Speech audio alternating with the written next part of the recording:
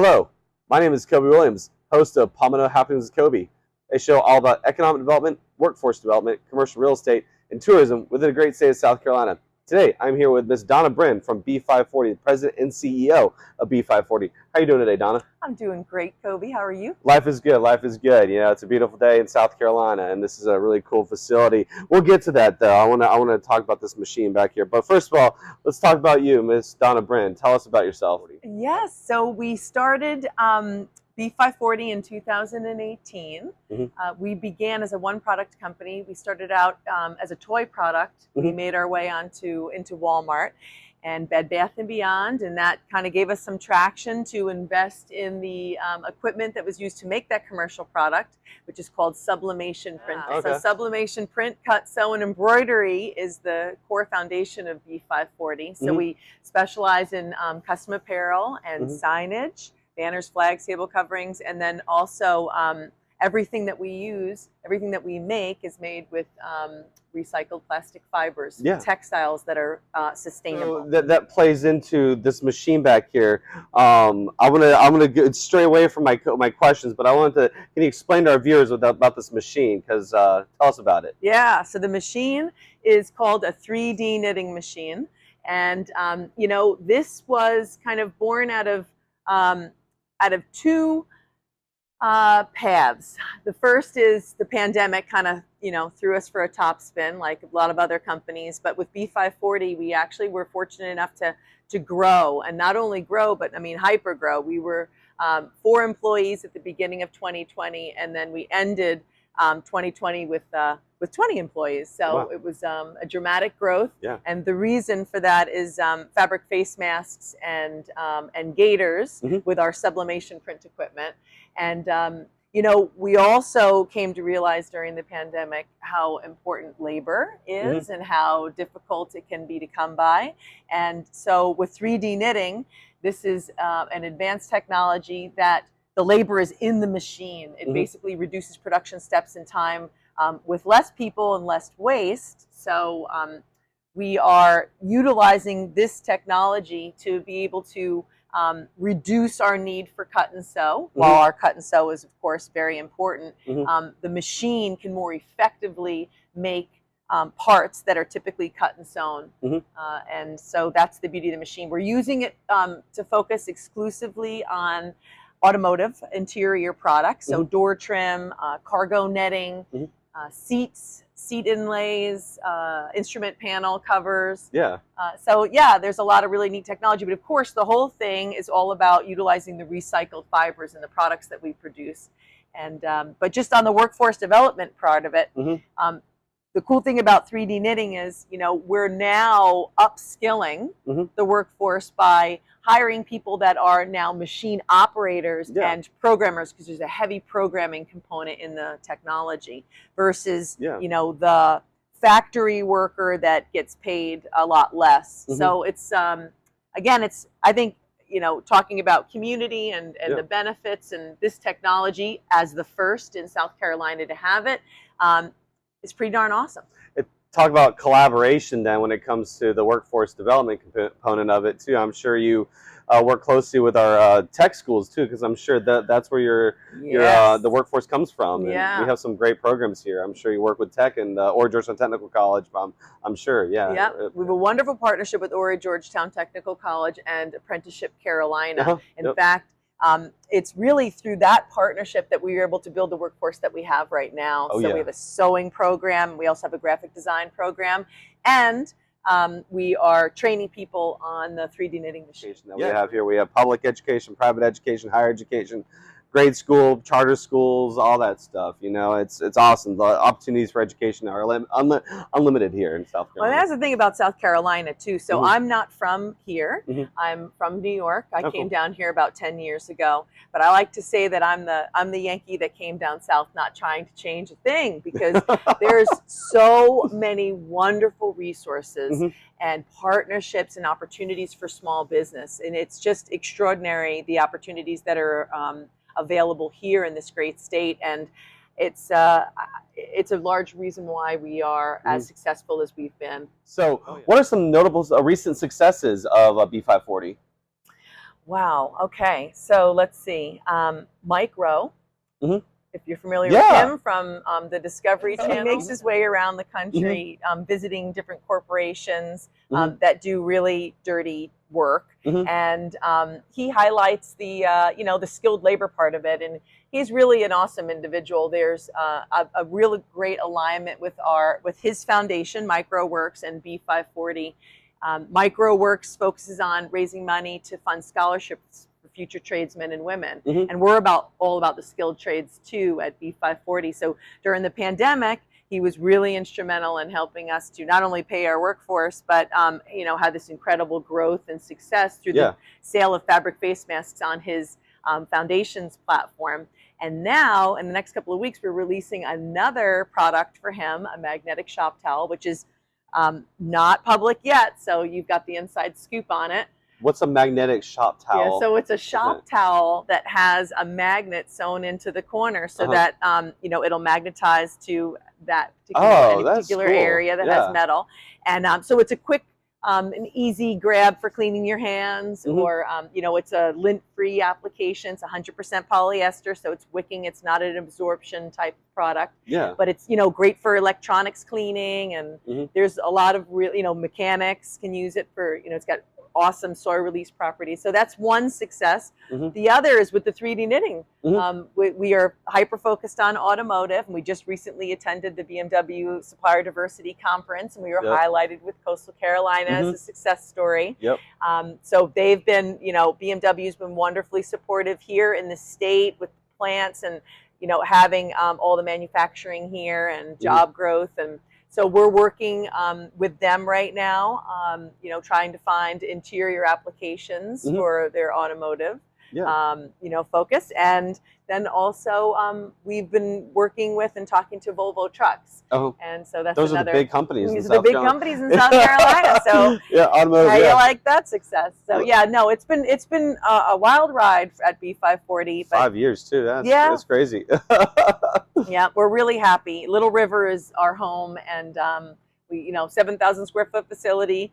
And as I mentioned before, sublimation, print, cut, sew, and embroidery, lots of team uniforms. So we're very active with North Myrtle Beach Parks and Recreation, support, baseball, soccer, football, I see the jerseys back there. Lots of jerseys, and then soft signage. But then, the 3D knitting is where we see, that's our vision. That's where we're going. Yeah. Well, so speaking of, Little River and the North Myrtle Beach area, this facility is located in Little River. I love this. I love Little River. It's a great, the Blue Crab Festival, great people, all that stuff. Well, why did you specifically locate to Little River, operations here? This facility became available. It was hard to find something that was over 5,000 square feet that existed, that had the open space for warehousing, and then also had a clean room area where we could have our print, cut, and sew. So it was just the perfect space at the right time.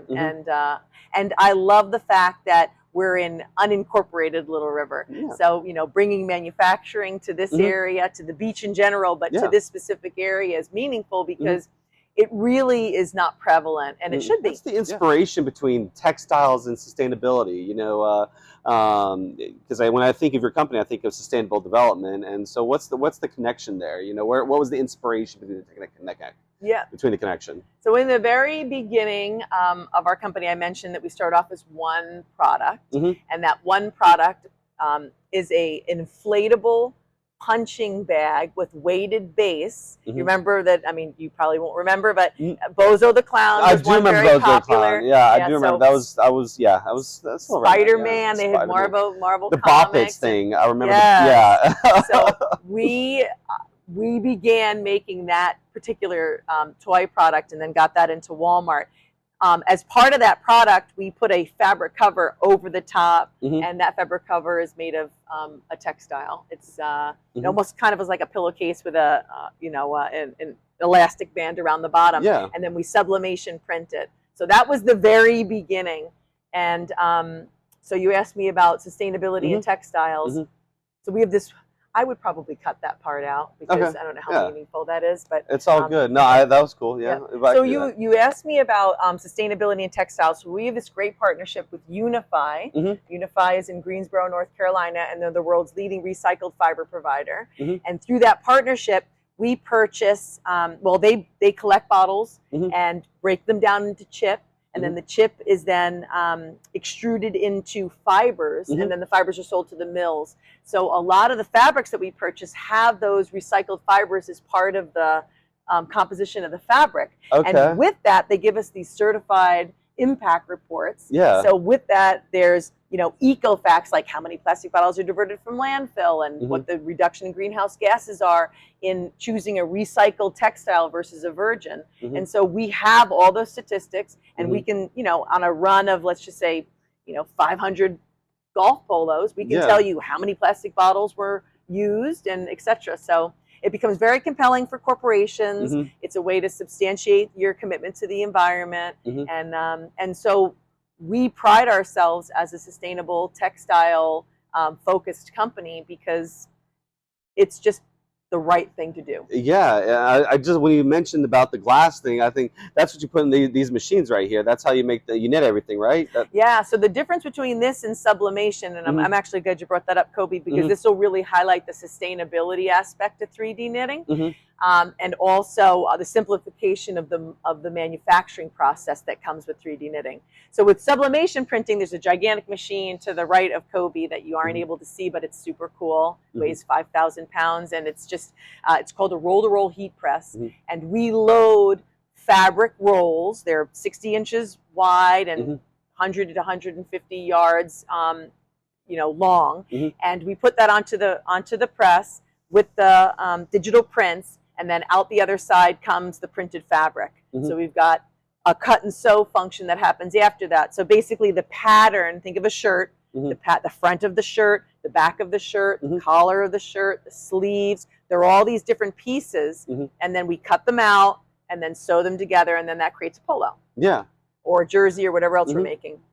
So there's a lot of waste that happens in that process because the pattern is on this 60-inch wide good, but you're cutting out the pieces, and then all that scrap is then thrown away. Yeah, yeah. With 3D knitting, we're loading the yarn onto the actual machine.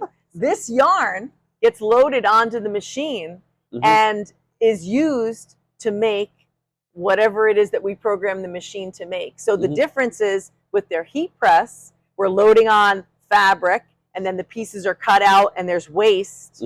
With 3D knitting, the machine is actually creating the textile and the product in one operation. So now there's no more cut and sew.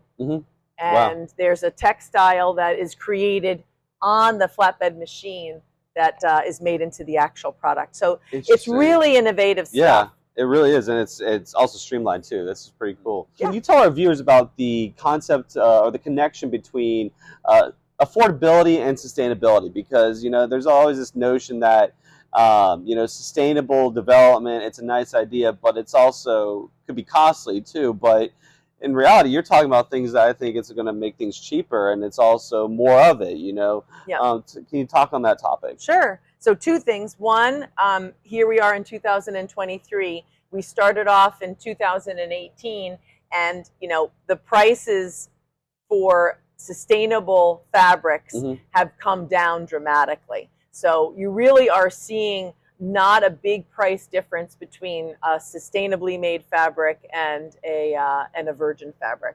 So that's first. But then with the 3D knitting machine, so when it comes to the 3D knitting machine, what's neat about that technology is that we can load the machine with sustainable yarns. So you've got that aspect. But then also I kind of briefly mentioned the manufacturing process being streamlined. So you're making parts faster and you're making them with less labor and you're able to make them with less waste. So when you add up all of those pieces, it becomes cost reduction. Yeah. So when you look at like you know, door trim for an interior part of It's an cheaper. automotive, Yeah. it becomes less expensive to make it with 3D knitting when you take into consideration, you know, the overseas transportation cost and the cut and sew function and all of the other things that go into it. And it also sounds like it's better quality too. You know, I mean, you get a high quality product. You get the high quality product that comes from the programming. So it's all about the programming. So the way that a 3D knitting machine works is very similar to a 3D printer. So you're programming the machine to make a knitted part to spec instead of making a plastic part to spec. So that concept is the same. So the product is as good as your programming. So you have to be a really good programmer.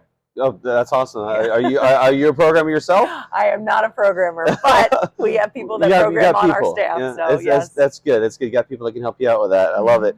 How does you know, how do you adapt to the changing, ever-changing consumer demands, you know, with your products? Like, what kind of markets do you service, and how do you adapt to the changing demands of these individual consumers? Yeah, so we are primarily B2B, so we're not dealing directly with consumers. So, but we do have an e-commerce platform. With that said, I would just say that with the 3D knitting machine, we're dealing with automotive, so corporations. And, you know, there is a huge shift right now in what consumers want on the automotive side. You know, they want to drive around like they're sitting in their living room now. It becomes, you know, a much more luxurious, comfortable, you know, experience. It's all about the experience, you know, versus in the past, it was, you know, it was very different.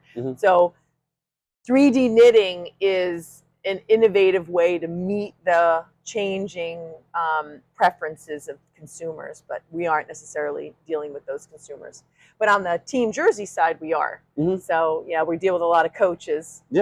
And you know, and we also have people coming in here picking up jerseys and uniforms. And collaboration is a big topic that I like to talk about on the show. You know, what are we doing to really utilize all the different strengths of the region together and the individual communities? What is bFIVE40 doing to really embrace the concept of collaboration?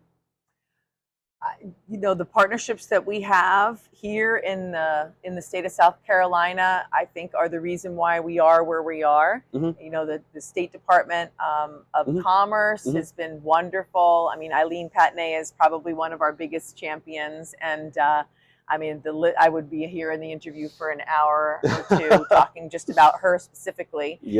But yeah, so the Commerce Department has been a tremendous resource.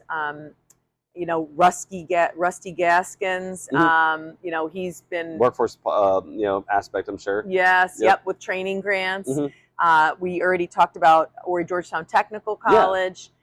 They've been, you know, a wonderful resource when it comes to, you know, being able to find talent and train talent. Apprenticeship Carolina has also been tremendous. We just recently started a membership with Ethel Bunch for Sustain SC, so we're excited about what that opportunities are going to be there through that platform. You know, but of course, all the local chambers too. I mean, Karen Reardon at you know, Myrtle Beach Area Chamber. We just recently became a member there, but North Myrtle Beach Chamber we're a part of there, and so there's just, I feel like, so much support here in the area and beyond that really helps for, you know, entrepreneurs to get momentum. And so yeah, I'm very grateful to be here in this state. It's a lot different in New York. What are some challenges that you have experienced when it comes to you know, getting your products, your services really out in the public, in the commerce world? In the growth, you know, as a small business, cash is king. And, you know, so just always having enough capital to be able to, you know, grow your company, marketing dollars, and, you know, that's always a challenge.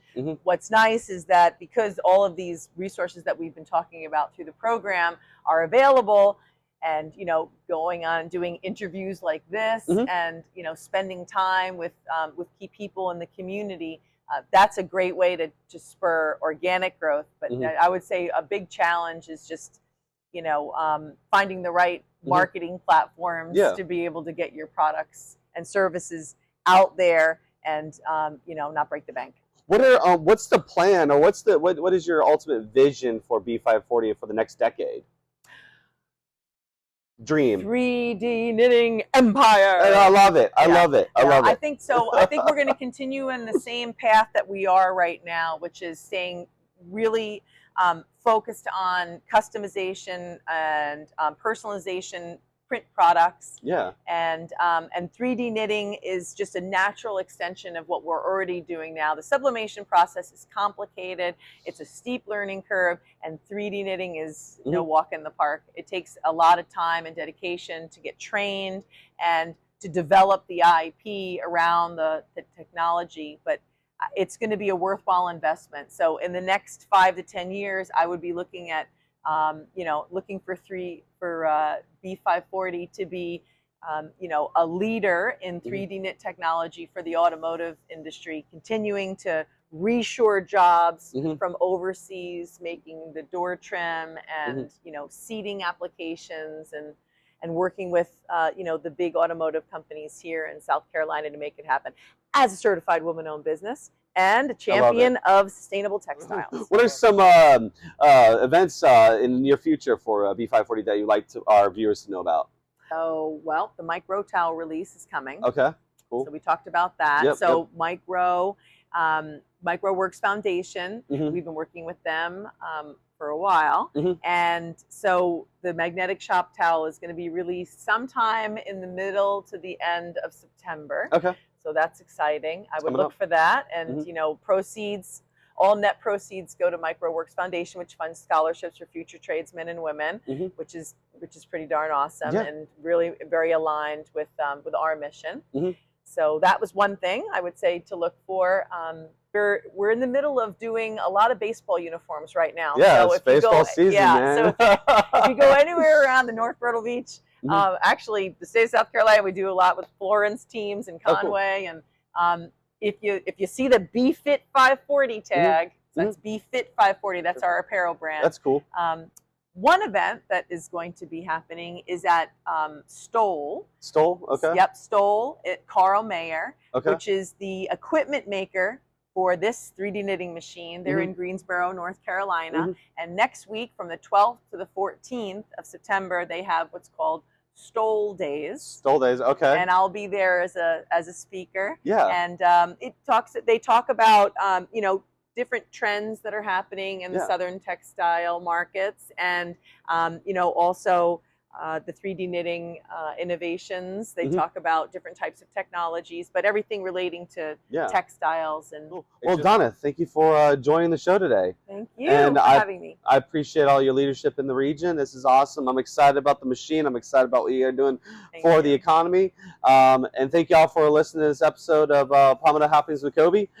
Follow the Grant Center for Real Estate Economics on LinkedIn for this episode and episodes like this, and also subscribe to the YouTube channel and follow me on LinkedIn, Charles Cobi Williams, MBA, and thank you.